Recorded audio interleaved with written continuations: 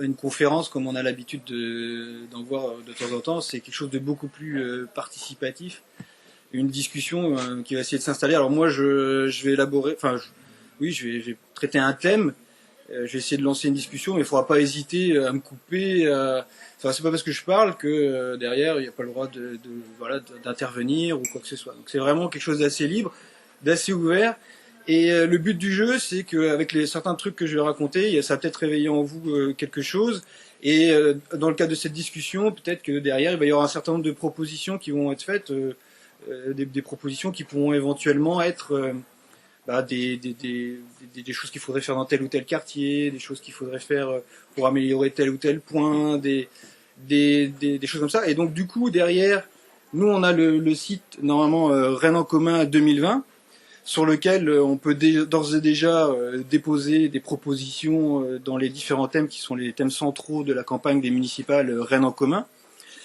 Et là, en direct, si jamais il y a des personnes qui font des propositions très concrètes, parce que c'est clair que nous, on vit à Rennes, mais on vit pas non plus forcément dans tous les quartiers, on connaît pas vraiment tout ce qui se passe un peu partout, et c'est l'occasion éventuellement de faire ressortir du terrain un certain nombre de propositions très efficaces, de façon à pouvoir avoir un programme ensuite qui va qui va pas être hors sol, quoi. C'est vraiment l'objectif. Et c'est pour ça qu'il y a deux aspects fondamentaux dans le cadre de cette campagne de Rennes en commun. C'est à la fois un tractage qui a lieu tous les samedis dans un des quartiers de Rennes, où on recueille aussi les observations et les souhaits de chacun sur différents thèmes comme la démocratie, l'environnement, etc. Et aussi l'occasion, à travers ces discussions citoyennes, c'est l'occasion de recueillir aussi quelques éléments. Alors du coup, ce que je vous propose là pour cette première expérience de café citoyen, c'est d'évoquer le concept de concurrence, de voir pourquoi ça marche pas, et éventuellement à partir de là de dire comment est-ce qu'on peut atténuer certains effets négatifs de la concurrence que l'on subit tous les jours vraiment au niveau local. Comment est-ce qu'on peut atténuer ces choses-là de manière assez concrète avec des vraies propositions. Alors en général, il y a deux concepts qui sont utilisés pour traiter du thème de la concurrence.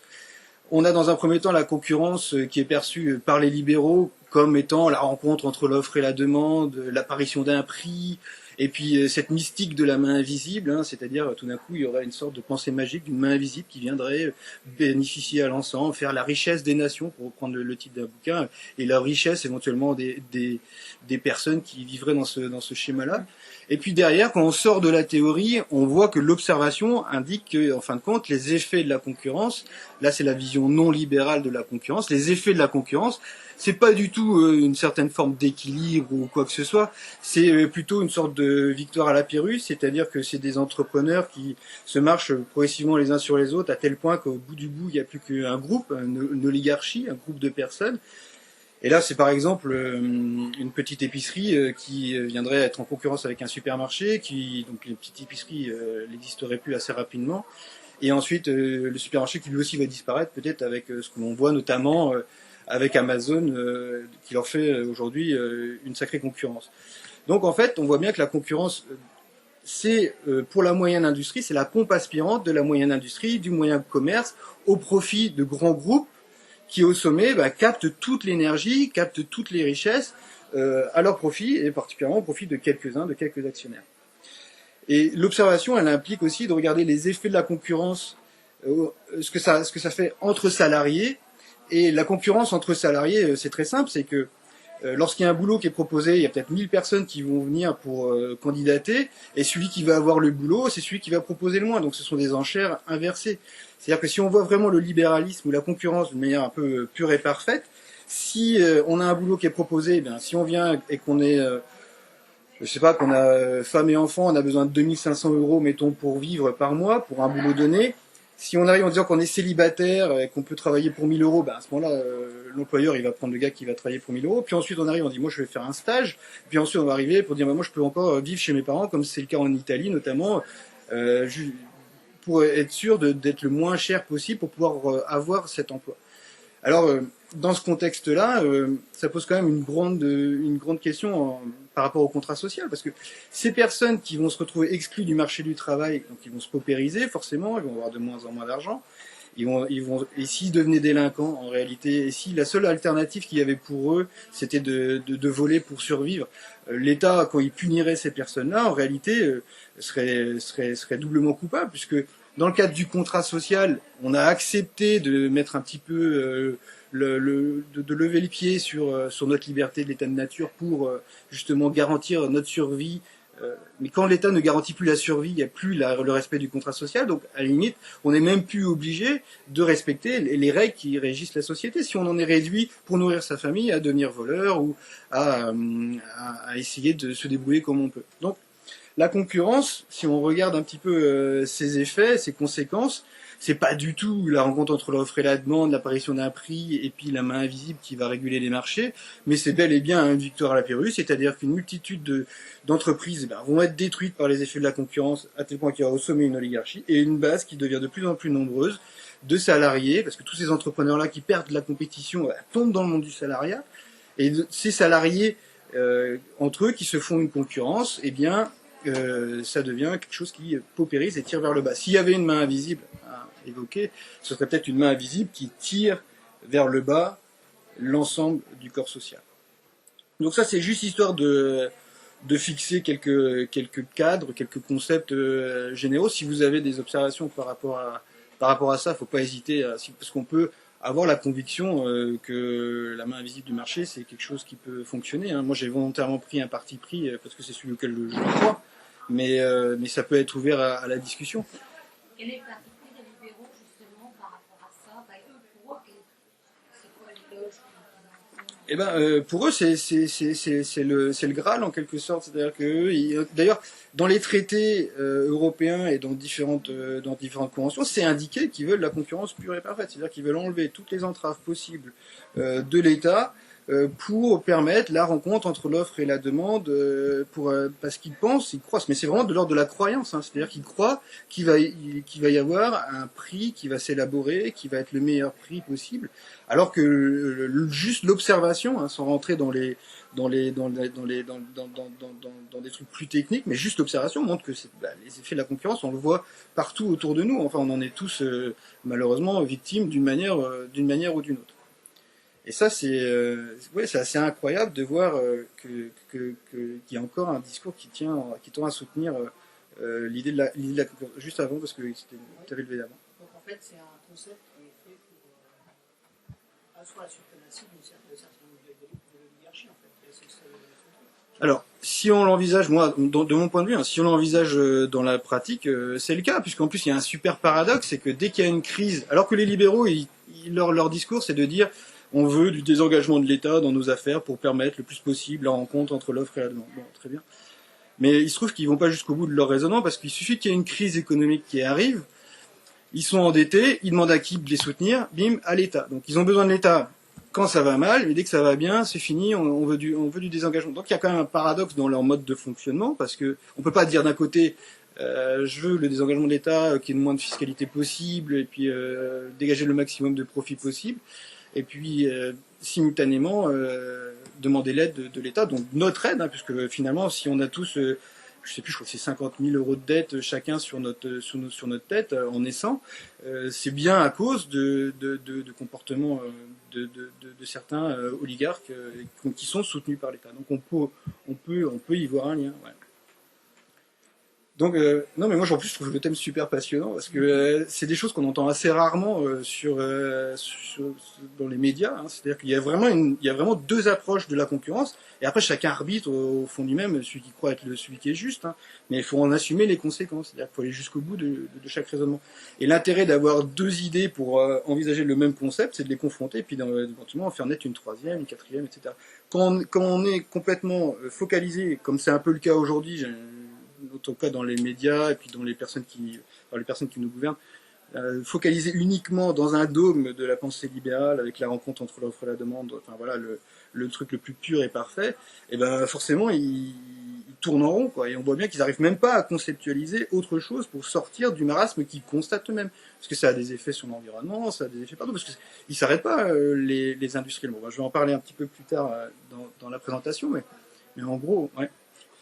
Après, je suis en accord avec tout ce qui a été dit, mais pour moi, la concurrence, ça permet aussi quelque chose qui est le progrès, en fait. Dans le sens où, aujourd'hui, pour prendre le cas de Biocop, par exemple, qui s'est lancé vraiment dans le bio. Après, on peut dire qu'il y en avait d'autres, il y avait la Vie Claire, etc., qui sont en train aussi de se casser la gueule aujourd'hui parce que Biocop devient vraiment, vraiment très fort de ce côté-là. Mais quelque part, ils sont arrivés avec un concept qui est un peu différent, qui est juste celui d'avoir un supermarché, mais on retrouve la proximité du producteur, un prix qui met tout le monde d'accord, sauf certains, sauf les consommateurs les plus... Enfin, voilà, mais... Et finalement, ça fait concurrence à d'autres comme Leclerc, comme Carrefour, et aujourd'hui, on voit qu'ils font toute leur campagne de communication sur... ça devient des acteurs presque militants quand on voit les pubs de Carrefour ou des trucs comme ça, c'est presque ahurissant. Et il y a quand même ce côté de la concurrence où, parce que t'es jamais 100% confiant, t'es toujours obligé d'être un peu à la pointe de ce qui se fait. Mais moi, justement, c'est sur le concept de progrès. Là, ça pourra aussi être un point qui pourra être développé plus tard. Mais l'idée de progrès, est-ce que ça répond pas plus à un besoin? Le Biocop, par exemple, ça correspond plus à un besoin, c'est-à-dire qui est clairement identifié, un besoin de consommer un certain nombre d'aliments de bonne qualité, qui n'a pas besoin de passer par le schéma concurrentiel pour pouvoir exister. Et si on regarde vraiment le schéma concurrentiel, eh bien, malgré tout et encore aujourd'hui, il écrase les Biocop. Et certes, il y a une concurrence qui se met en place, mais concrètement, pour l'instant, qui gagne la partie, c'est pas forcément les Biocop. Et l'idée, ce serait de dire, éventuellement au niveau local, en termes de propositions, c'est de soutenir justement toutes les initiatives locales avec la mairie, de soutenir le plus possible les initiatives locales, de développer des circuits courts, de faire des marchés, de faire des choses comme ça, pour être sûr de répondre aux besoins alimentaires de l'ensemble des Rennais, de façon à, là pour le coup, en fait, mettre de côté progressivement les grandes surfaces et puis toutes ces structures industrielles qui font en sorte qu'en plus on a de la nourriture de super mauvaise qualité. Donc c'est vraiment ça. Et puis par exemple le progrès, est-ce que le progrès ce serait pas plus de coopérer tous ensemble pour essayer de travailler, je sais pas, mettons la terre, faire de la permaculture, des jardins ouvriers, plein de choses dans le genre, plutôt que de se retrouver isolés à essayer d'être les uns contre les autres avec cette idée de concurrence. Moi je trouve que d'un point de vue humain, tu sais, dans la devise liberté, égalité, fraternité, là, on tombe plutôt dans la fraternité. Et dans cette devise humaine, la fraternité pour moi c'est ça. Et je pense que le progrès, il est là. C'est-à-dire qu'il est justement, à mon sens, plus dans cette idée de contact entre différentes personnes qui ont un projet, qui essaient de le monter, plutôt que de la lutte de capital contre capital, pour ensuite s'apercevoir qu'en réalité, même juste avant de te donner la parole, juste même au niveau de la liberté d'entreprendre, par exemple. La liberté d'entreprendre, les capitalistes, ils n'arrêtent pas de dire ça. C'est un peu ce que tu disais par rapport au Biocop, d'avoir la possibilité éventuellement d'entreprendre. Mais concrètement, quelle est la liberté d'entreprendre d'une épicerie à côté d'un supermarché? Quelle est la liberté d'entreprendre? Enfin, il y a des rapports de force qui sont tellement inégaux que de toute façon, il n'y a pas de liberté d'entreprendre. Il y a juste des besoins qui peuvent être clairement identifiés et ensuite il peut y avoir des moyens qui peuvent être mis en adéquation à ces besoins-là. De façon à répondre au moins au vital, au moins à l'essentiel, au moins de se garantir une sorte de matelas de consommation avec des produits de bonne qualité, qui pour reprendre l'exemple du Biocop, des produits de bonne qualité qui permettraient de vivre décemment. Ouais. Il ne faut pas oublier que sur un des fondements de la concurrence, c'est quand même la compétitivité. La compétitivité, il n'y a aucun rapport avec la fraternité ou l'égalité. Et ceux qui ont les leaders sur un marché concurrentiel, ils utilisent tous les moyens pour éviter qu'il y ait une concurrence qui s'installe. Surtout au niveau local, par exemple, les commerçants. Ouais, absolument. Et ça, cette compétitivité-là, je vais l'évoquer un peu tout à l'heure, mais il y a toutes les victoires qui sont faites d'entreprises compétitives sont quand même construites sur des débris. C'est-à-dire que pour choper l'achalandage d'une boutique ou pour réussir à être compétitif, soit il faut avoir un brevet et une machine, donc derrière tu vas casser des bras des légions d'ouvriers dans les entreprises voisines, soit tu construis ton entreprise et puis derrière tu récupères la clientèle avec des malversations pour essayer de... Non mais c'est comme ça aussi, concrètement les choses, comment elles se passent. Pour essayer de récupérer le maximum de clients et puis pour faire fonctionner ta boutique. Et alors qu'on peut, dans un principe beaucoup plus posé, en se disant bon maintenant on va essayer de coopérer, c'est ce que fait la nature d'ailleurs avec les cellules, les animaux, enfin bref il y a des systèmes de coopération. Ouais si, il y a quand même. Il y a de la prédation aussi. Non, mais il y a de la prédation, mais par exemple, nous, ce qui nous a permis en tant qu'être humain de nous en sortir, c'est de nous solidariser pour aller chasser ensemble, pour aller faire. Donc, l'individualisme là-dessus, si on se retrouve, bah non, mais c'est un peu schématique, c'est vrai, mais si on se retrouve seul face à un mammouth, on ne peut pas faire grand-chose. Mais voilà, là, il y a des grands enjeux comme ça d'avenir, notamment de l'écologie. Si on se solidarise pas, si on dit pas à un moment donné, bon, bah là, je lève le pied sur la compétitivité et la concurrence, mais je vais gagner en qualité de vie. Je vais gagner en confort, je vais gagner en toute une série de choses. Et là, justement, pour moi, on rentre dans une définition du progrès qui me paraît plus, on va dire, en harmonie avec ce que je considère être juste, hein, tout simplement. Après, il y a d'autres personnes qui sont sur un autre schéma et à la limite, donc voilà, pourquoi pas. Mais c'est vrai que dans le cadre de la construction d'un programme pour l'avenir en commun, justement, c'est pour Rennes en commun, c'est précisément de partir de ce paradigme-là et de se dire maintenant qu'est-ce qu'on peut proposer concrètement pour essayer de sortir de ce schéma. Donc, est-ce qu'il y a une autre intervention pour... Non, c'est bon.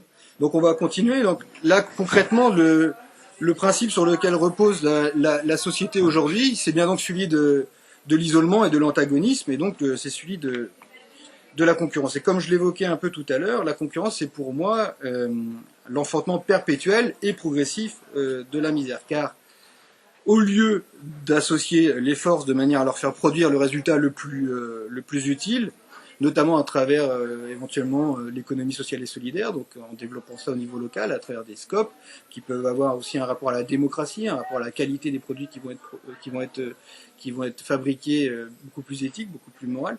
Et bien la concurrence aujourd'hui les met perpétuellement en état de lutte, elle les annihile réciproquement et détruit les unes par les autres. Et d'ailleurs dans le schéma concurrentiel, ce qu'on évoquait aussi rapidement tout à l'heure, si on observe vraiment de quoi se composent aujourd'hui les bénéfices de toute entreprise, c'est tout simplement de la ruine des entreprises rivales. Et c'est vrai que quand une boutique prospère, c'est parce qu'elle a pu, de l'autre côté, arracher comme une proie l'achalandage des boutiques voisines. Et justement, lorsque on évoque parfois ces premiers de cordée, eh ben, les premiers de cordée ont réussi à être des premiers de cordée qu'uniquement leur fortune est faite uniquement de débris, sur des débris, sur des entreprises qu'ils ont réussi à détruire. Et là, si on regarde, c'est un peu l'image du chasse-neige, hein, si on regarde tout ce qui a été écrasé pour permettre l'arrivée de ces oligarques industriels, on s'aperçoit qu'en réalité, il y a une énorme perdition d'énergie, de capitaux, de travail humain qui a été consacré pour essayer de développer telle ou telle industrie, et ça, c'est définitivement perdu en réalité. Alors que si on se coordonnait un tout petit peu, on pourrait éviter de perdre du temps en faisant des choses qui sont ensuite détruites. Et se pose inévitablement la question de savoir quelle société véritable, quelle est la société qui est constituée de telle sorte que la prospérité des uns corresponde fatalement aux souffrances des autres.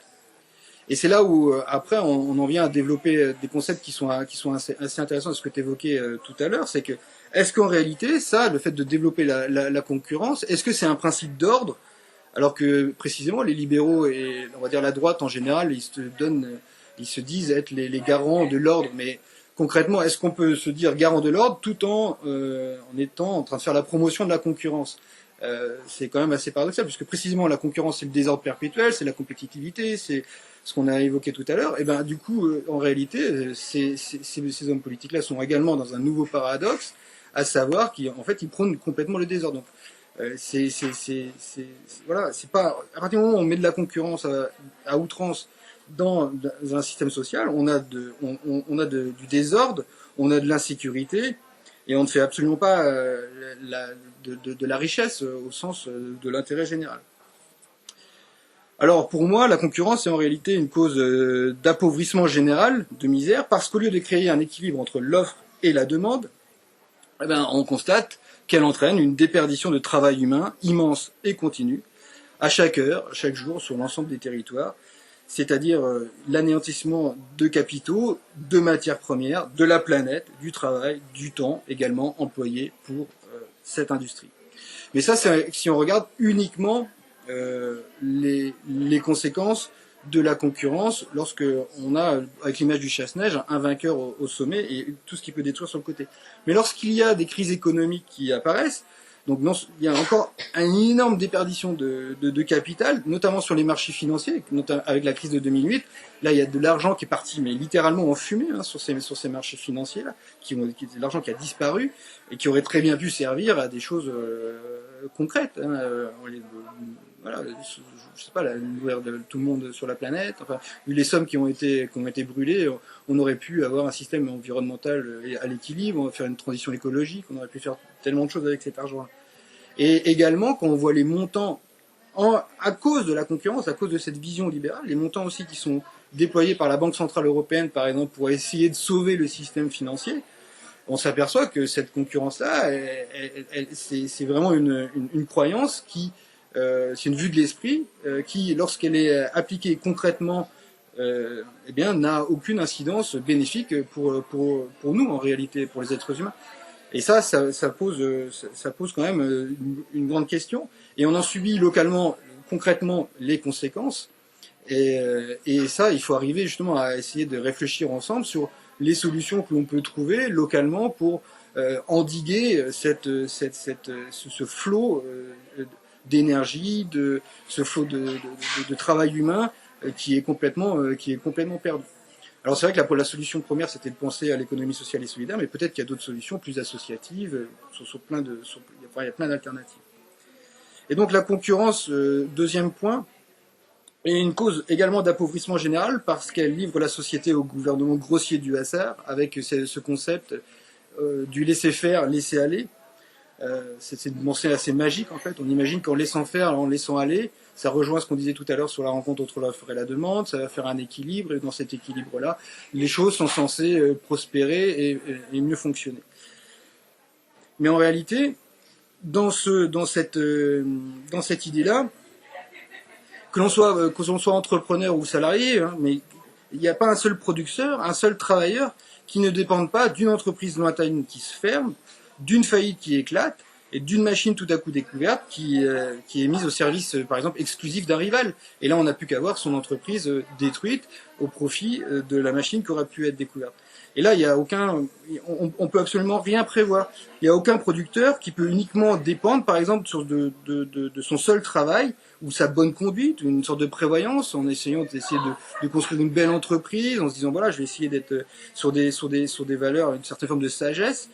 Mais c'est absolument aucune garantie contre l'effet d'une crise industrielle qui pourrait advenir à l'autre bout de la planète et qui ferait en sorte que notre propre industrie s'écroule. Alors il se trouve que on parlait des idées des libéraux, mais ils ont théorisé ça aussi. Ils ont théorisé ça avec la théorie des débouchés ou alors avec la théorie des différentes crises économiques. Et eux, ils voient ça un peu comme une sorte d'orage. Avec un nuage qui est plein d'eau et régulièrement il faut qu'il pleuve. Il faut que l'orage il se vide. Ces bulles financières, ils disent en gros voilà. Mais l'image est intéressante, mais si elle n'avait pas les conséquences aussi désastreuses sur le terrain concrètes, voilà, faut regarder quels sont les effets concrets de ce genre de métaphore, parce que on comprend tous assez bien l'idée, c'est assez facile à piger, mais concrètement, ben, ça veut dire de la misère, ça veut dire des sans-abri, ça veut dire des personnes qui se retrouvent dehors, et d'où l'intérêt, nous aussi, de notre côté, conscients de ces éléments-là, dans le cadre de Rennes en commun, d'éventuellement proposer des solutions pour les sans-abri, de proposer des solutions pour accueillir les personnes qui se retrouveraient vraiment complètement abandonnées à elles-mêmes, des structures d'accueil, des structures... Voilà, parce que ça, ce sont toutes les conséquences, toutes les conséquences de la concurrence qu'on essaie de nous imposer. Et donc, de toute évidence, de cette construction de la société, il y a un désordre qui se dégage à travers ce principe de la concurrence. Et c'est une façon de retourner le concept qu'on a vu au tout début. Il y a une impossibilité absolue d'établir entre la production et la consommation un équilibre, d'où sort la richesse. C'est-à-dire qu'en fait, nous, on prend le contre-pied complètement de la vision libérale de la concurrence en disant qu'avec la concurrence, précisément, on n'arrivera pas à trouver du tout d'équilibre. C'est juste impossible. Et on le voit assez bien parce qu'à côté d'un marché qui reste plutôt désertique, il y en a un autre qui est complètement déplorablement engorgé. Et donc on crée de la confusion, on crée des situations, des situations qui sont assez incroyables. Donc, et pour être assez bref, il n'y a pas donc dans ce système, dans un semblable régime, la possibilité d'être en sécurité, mais et surtout le discours des libéraux qui est à côté, c'est de dire bah voilà, tant pis pour ceux qui tirent un billet perdant, en gros. C'est un peu aujourd'hui les libéraux, c'est si vous n'avez pas été suffisamment malin, en gros, bah, tant pis pour vous. Mais le problème, c'est qu'il y a, et on le voit avec l'arrivée des gilets jaunes, c'est que c'est où l'anarchie est installée, parce qu'en gros c'est ça, hein, la concurrence anarchique, en gros, c'est un peu c'est l'idée. C'est où l'anarchie est installée, ben on peut tenir bon pour certains qu'il y a ruine, et la ruine éclatera tôt ou tard, alors dans un an ou dans 2 ans, ou là dans quelques semaines si ça se trouve avec les gilets jaunes. Et là je fais une citation. C'est grande leçon qui prouve que nul moyen n'existe sans cette invincible loi de la solidarité humaine. Leçon terrible qui crie aux hommes, vous n'avez pas voulu de la solidarité dans le bonheur, vous la subirez dans le désastre.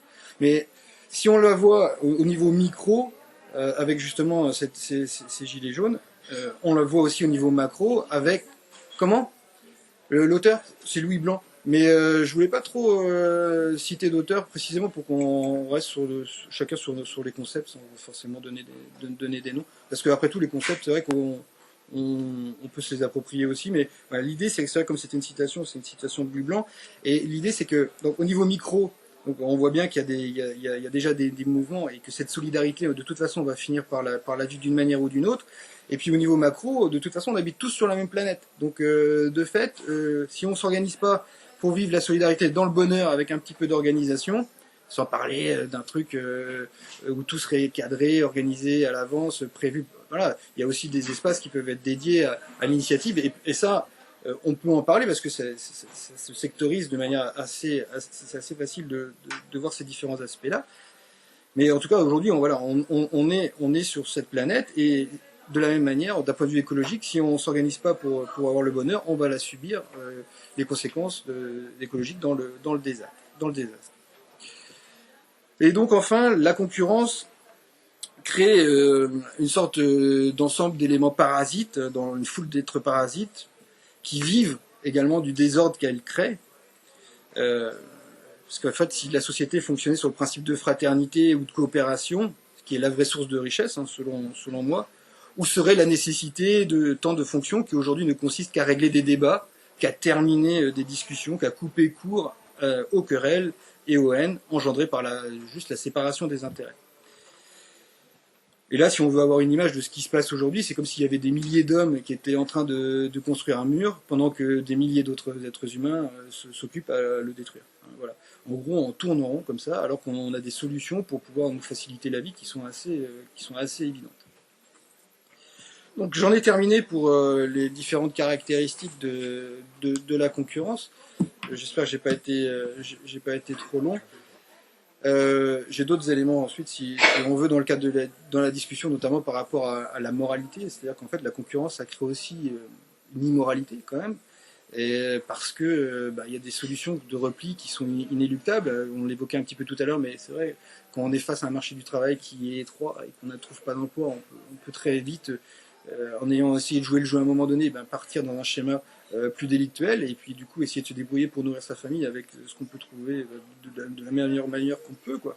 Et dans ce cadre-là, le contrat social, il est plus du tout respecté, et c'est vrai que finalement la justice, là, quand elle sanctionne, elle sanctionne quelque chose qui est pas tout à fait logique, puisque derrière, l'État, avec le contrat social, est censé garantir la survie des personnes qui y vivent. Voilà, je vous remercie, et puis si vous voulez, on peut nourrir cette petite discussion citoyenne de 2 ou 3 petites choses.